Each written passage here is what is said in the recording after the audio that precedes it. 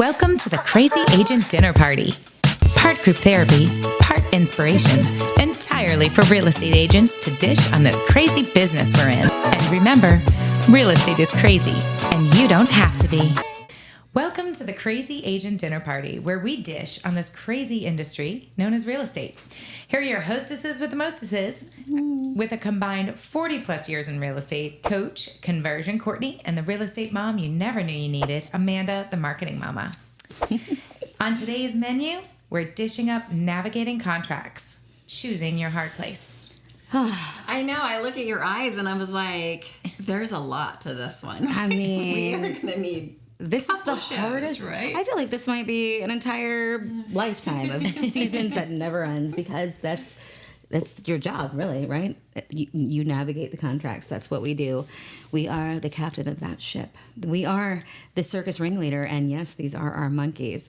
So again, agents, welcome to our weekly dinner party where we gather together for part group therapy, part inspiration, and absolutely entirely for agents to, again, learn a little bit of something about real estate life, hopefully sell more real estate, and of course, always have fun doing it. That's always our goal, right? Have fun doing it. I mean, otherwise, why do it? Have fun doing it. Right? Exactly.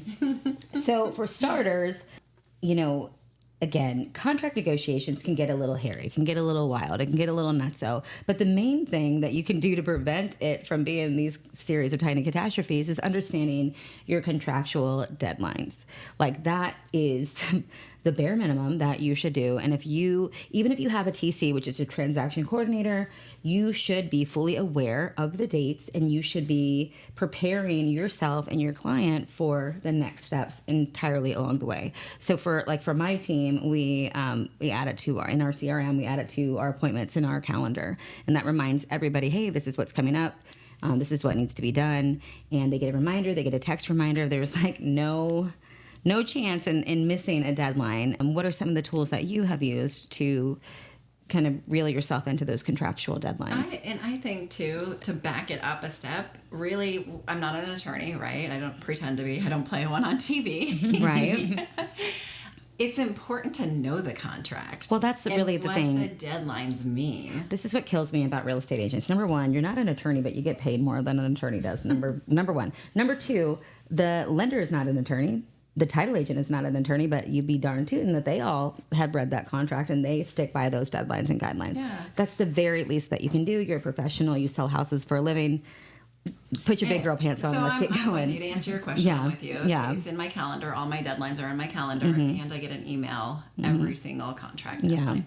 And I mean, I had an agent we came across. He's like, "Oh, it's okay. We don't need to really pay attention to that deadline." And I was like, "What deadline was it?" No, we need to. Yeah, it was getting title work, right? And it may not be a big deal, although it might be a big deal. Jenny, did we not just have one?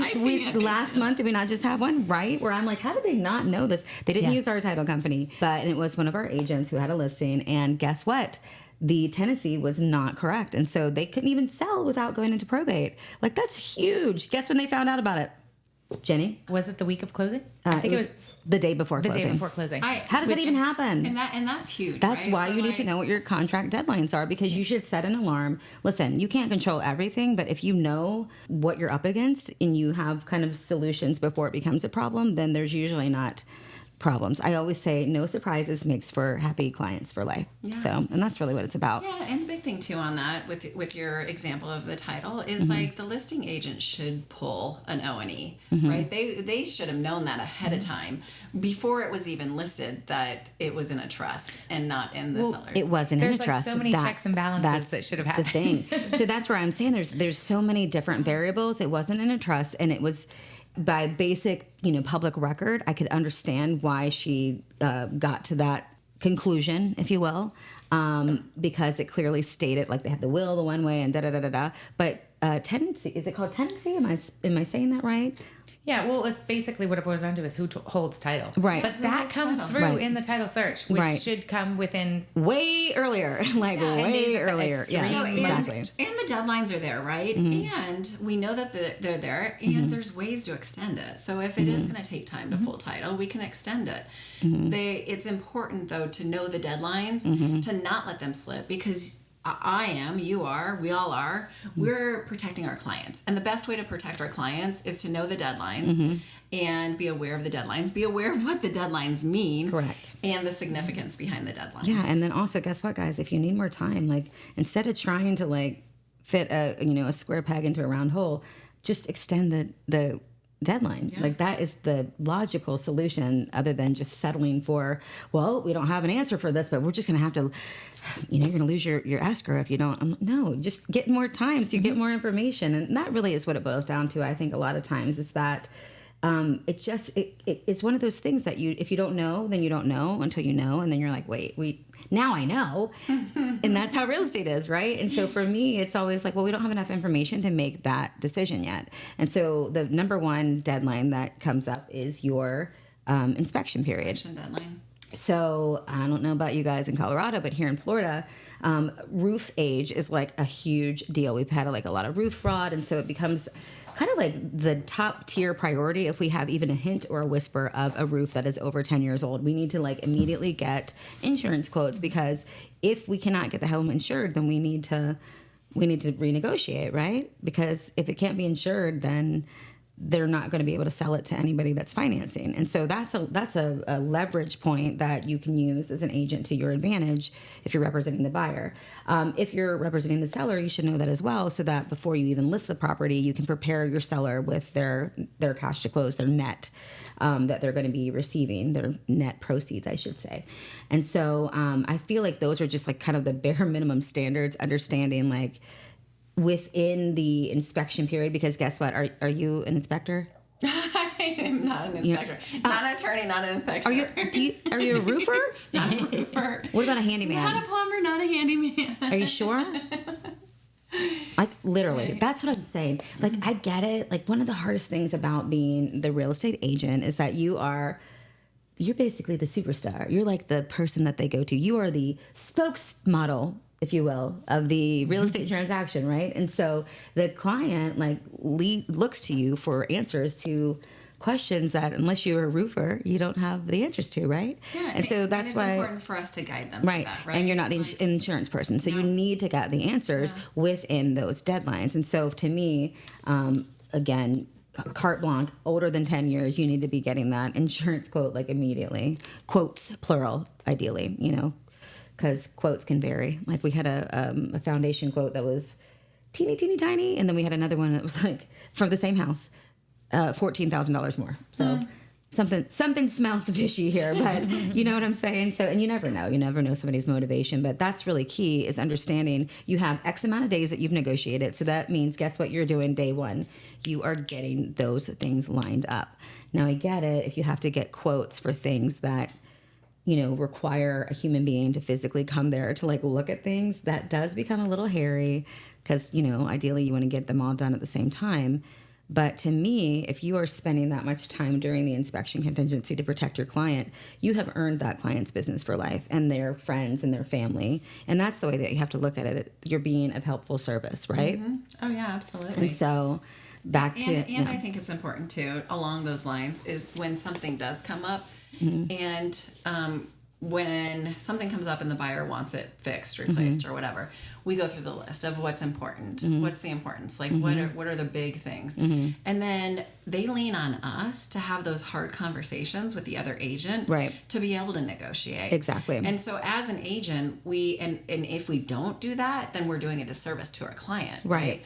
And so like I had an example where the agent was like, I don't want to call the other agent. I just want to send over our objection. And I always call the other agent. I want the We're problem solving together. We're working together to get toward that shared goal. Yeah. Oh my gosh, that's insane to me. Yeah. Well, and that's really, again, choosing your hard place. What did you say earlier, Jenny? Like, do you want to have the hard conversation, or do you want to lose the client? Lose the client. Which both are hard. They're both hard. Like, which one isn't going to be? Both very, very hard. I had, oh my gosh, I've never had this before. I had to cancel a cancel. Have you ever had to do that? Have you ever had to cancel a cancellation? We call it different. We survive, right, to survive the contract. So it's... I'm like, what is happening? Like, no, we don't cancel the cancel. Like, I don't know. Like, I'm ridiculous. But my point, like, and again, I felt like a bad leader. I was out of town, but I'm like, guys, like, Why would we cancel? Because they were up against that deadline. And it, again, this is outside of the box. It was one of those flat fee MLS listings. And so there was no listing agent really. So we're dealing with a seller who was AWOL, like just ghosted, disappeared.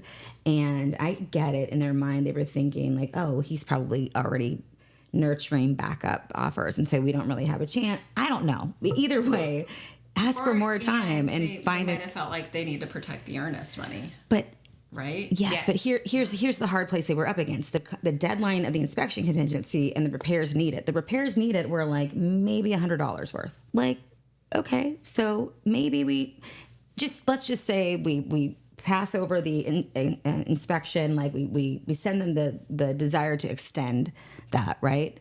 The desire to extend it is our communication with them. That's our desire to extend it. So the escrow would be protected. Oh, you guys don't have to get it in writing? We'll have to amend it in writing. Well, yeah, they have to sign it as well to make it whatever. A specific deadline? Right. Well, usually whatever it says it in there. Yeah. So whatever it says is what you have to abide by, of course. And so viably, yes, if they never responded back, yeah, you would walk away. Or you would say, hey, you know what? I think I'll spend $100 and fix that little hole for you. Right? I mean, that's what I'm talking about. Like understanding like how hard is your hard place? Is it a hard conversation or is it like simply filling in a wood thing so that you can get a VA appraisal approved, right? That's where you kind of have to use a little bit of like, oh, well, what exactly is the hurdle that we're needing to jump over? And if it's a brand new roof, that's a pretty huge hurdle. If it is filling in some wood so that, you know, you don't have any holes in walls, which is something that you can't have for property condition for VA financing. Well, yeah, we're gonna maybe like figure out a way to make that make sense to like hold the deal together, right? Like in my opinion. Well, and it comes down to like a buyer who wants to buy, seller who wants to sell. What are we going to do to make it work, right? We're not going to go out of our way to not make it work. Correct. Because we represent our buyers. Right. And it's important to know our value and for the buyers to know our value. Exactly. Because if they don't, then that leaves us like with a job that's not even viable. Right. However, our job's important. The contract Absolutely is important. Following the deadlines is important. And as agents who are professionals, it's important to follow those deadlines. The buyers are counting on us. The sellers are counting on us. Right. And everybody else, because we navigate the whole thing. And so if something goes awry, even if it's the lender or it's the inspector, like I'm responsible. I take full responsibility because it's on me to navigate the entire process. Exactly. Well, let's dig into the main course here. I actually have, I'm not harboring any resentment over this, I promise. If it comes off as that, it is not. But I was shocked at what kind of transpired. So last summer I sold a property and everything like went off without a hitch. Like we had gone through everything and appraised well over, the property condition was fine. I represented the sellers. And we were outside of all of our contingency periods. Yay. We're home free. We've done our due diligence. We're good to go. The buyer's lender did not have a clear to close by the time that we needed it for TRID for that 3-day rule. And so we needed to sell in order to buy their new house that they were moving into. Well, we can't have them vacate the property without the clear to close because where are they going to go? They're retired or whatnot. Well, this other agent, I don't know if it was her first deal in a while or ever. I don't know. I didn't pry, but lost her mind over it. Like I had to block her, which I've never had to do in 21 years. I had to block her from calling because she was like calling and yelling and screaming. And I'm like, this is number one, not a way to treat people. But she also and her husband went to the seller's residence and basically heckled them. It was really, really bad. Wow. And yeah, like that's super, super crazy. That's a hard place. Like we've done our due diligence. We've done everything we said we were going to do. No, we're not leaving until we have a clear to close so that we know that we can close. They also have 5 dogs, by the way. So yay, fun. And so for the solution, the hard, choose my hard, right? Like could we sit there and battle it out while, you know, they're again, retired with all their dogs?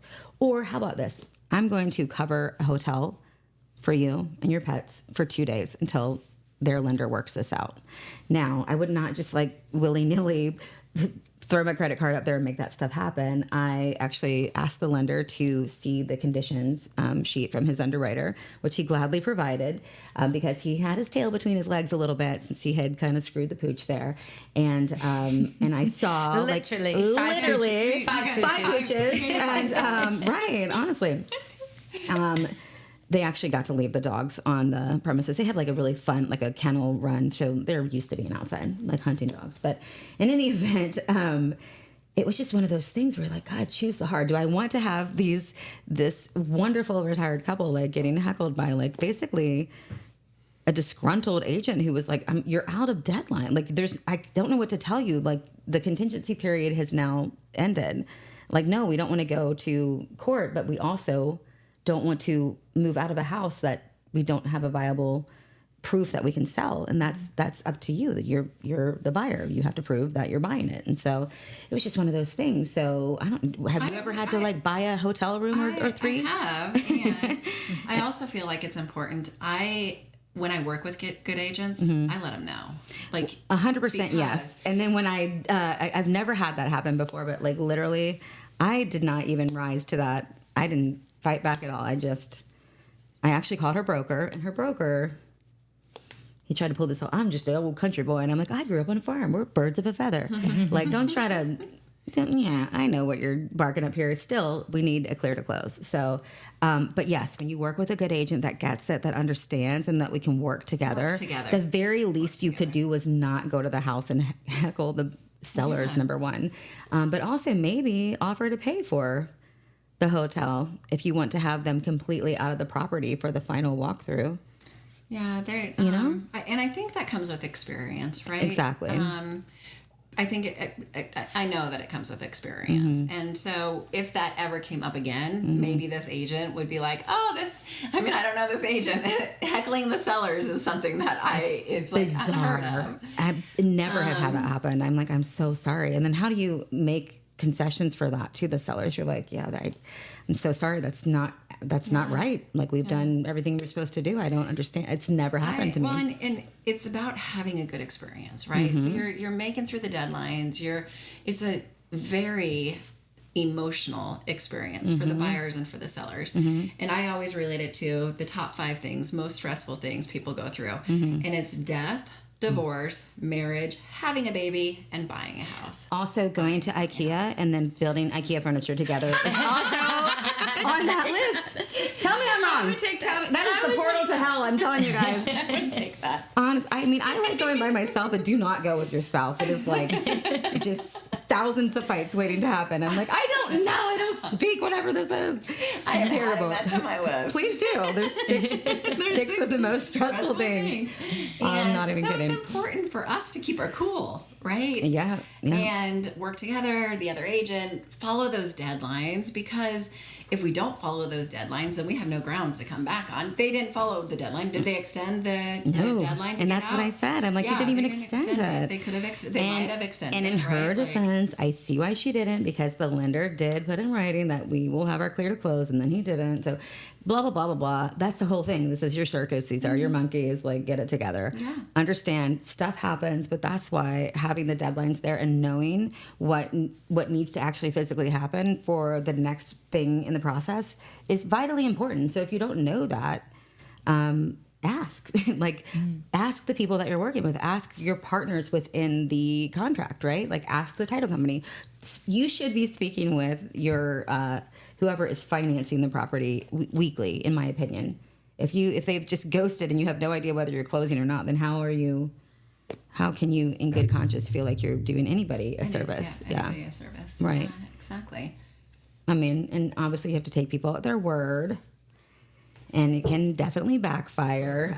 But that's why you have contracts that have some, get out of jail free cards and money on the table if they can't, right? So what, Amanda? What would be the icing on the cake here? And it's hard, right? Like a contract, like we're dealing with lots of deadlines, closings. What is the icing on the cake? You know what? To me, I think one of the things I heard somebody say, I was at a a women's council lunch or whatever, and I heard an agent kind of complaining that like, well, I emailed them like 30 times, and that's girl math, I think. But I told them like what's happening next. Remember that they don't do this for a living, especially if they're a first-time buyer. They're like scared shitless, like they want to know what's happening. And so I think it's your duty, it's your honor, in my opinion, to be able to communicate effectively and walk them through it like the whole time. If you have any questions, let me speak to you. Not only am I going to email you and text you, but I'm going to talk to you. I'm going to remind you of the next steps. I'm going to utilize the time during that home inspection to ease your fears and let you know that, hey, guess what? A $200, cosmetic thing is not a reason to let that, threat of buyer's remorse kill the whole deal. Like, be present and in the moment and understand during those contingency periods what they're feeling, right? I always say that you're negotiating 3 times in every contract. Well, maybe several times before you get it accepted. But then once it's accepted, you negotiate during inspection, and then you negotiate during financing, because it doesn't always bode the contract price, right? Which is a whole other bag of worms. We'll dig into one of that, like on a whole entire episode we'll dedicate to like the low appraisal, of course. But you should be prepared to negotiate not only with the opposing party, or I wouldn't say opposing, the other party, because you're not opposing, you're actually working together, right? You know what the icing on the cake is? This is what it is. I don't know what your negotiation style is, but mine is tightrope walking. I believe we're both walking a tightrope. And so that means we have to like keep our balance, be cool. Don't be all uncool. Don't be all like heckling from like a crazy person. But honestly, like, work together as professional people that do this for a living, and then communicate effectively. And don't take things personally. Like, that's the biggest deal. Yeah. It's not personal, like, at all. Like, it doesn't have anything to do with you. It's literally just you're just working your job. Yeah. Right. Exactly. I love it. I love the tightrope. I love the tightrope. Because honestly, like, if you get too crazy, everybody's gonna fall off. Mm-hmm. You're gonna break ribs, limbs, necks. Who knows? It should be a delicate little balance. It's not a death battle royale, y'all. It is not. I don't like the word hate, but when an agent comes at me guns blazing like that, I almost have to laugh a little bit, because I'm like, oh, this is going to be so much fun. Let's meditate. Right. Well, you can meditate, but I will be like, ha, ha, ha, ha. Let's see how this, let me just roll up my sleeves and underestimate me. That'll be so much more fun. But yeah, like, truly, like, it's just not a personal thing. It's not a vendetta. It is a professional job that you get paid a lot of money for, and you should really take it seriously. And dude, put the contract deadlines on your calendar. Bare minimum. Even if you have a TC, that's the takeaway. Even if you have a TC, you should know what's going on. Yeah, make those deadlines. It's your responsibility. Yeah. You are the spokesmodel. So don't forget to click on the link for your weekly virtual to-go box. This week, we're going to be featuring a really helpful sheet that you can give to your clients that basically says, why are you hiring an agent to begin with? It's all about the negotiation.